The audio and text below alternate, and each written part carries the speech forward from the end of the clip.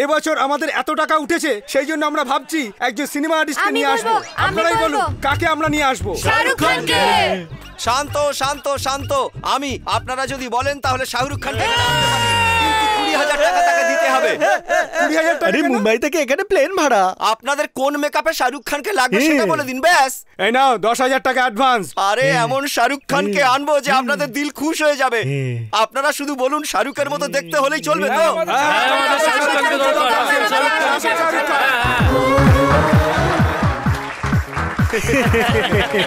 শাহরুখ ভাই ভেতরেই আছে।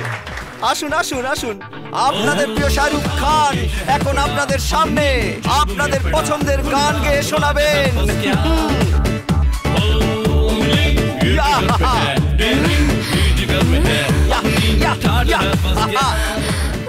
আপনারাই তো বলেছিলেন আপনাদের এমন শাহরুখ খানকে চাই যাকে দেখলে মন খুশিতে ভরে উঠবে।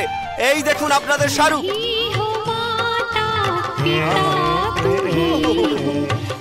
কি সুন্দর গাইছে। এই তুই তো বলেছিলি শাহরুখ খানকে আনবি, তুই তো একটা ছোট বাচ্চাকে নিয়ে চলে এসেছিস। আরে এর এলাকায় সবাই একে শাহরুখ বলে।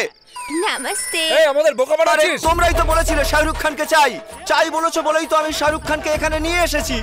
এখন তোমরা যদি তোমাদের মত পাল্টে, আরে বাবা রে, সব কি বের করছো তোমরা? আমরা বুঝিয়ে দিচ্ছি আসল শাহরুখ খান কে হয়। দাঁড়া দেখাচ্ছি তোকে মজা।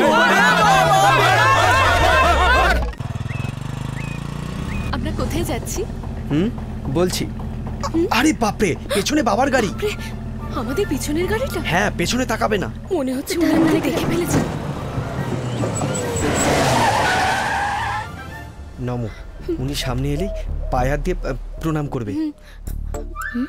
এটা তো সেই মেয়েটা যাকে বিয়ে বাড়িতে দেখেছিলাম। এই দাদার সাথে কি করছে? আমার রে শ্রবণ, বোনকে দেখে ভয় পেলি নাকি? কি রে দাদা, এটাই তো এপ্রিল ফুল।